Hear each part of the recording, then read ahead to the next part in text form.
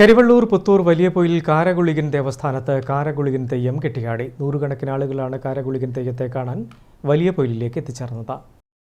വടക്കൻ കേരളത്തിലെ അനേകമനേകം തെയ്യങ്ങളിൽ ഏറെ വ്യത്യസ്തമാണ് കാരകുളികൻ. കാരക്കുളിയൻ എന്ന് നാട്ടുകാർ ഭക്തിയാദരവോടെ വിളിക്കുന്ന കാരകുളികന്റെ വലിയ സവിശേഷത കാരമുള്ളിലേക്കുള്ള കാരകുളികന്റെ പ്രവേശനമാണ്. കാരമുള്ളിൽ വീണുരുളുന്ന ഗുളികൻ തെയ്യത്തെ സഹായികൾ ഏറെ പണിപ്പെട്ടാണ് മുള്ളിൽ നിന്നും മോചിപ്പിക്കാറ്.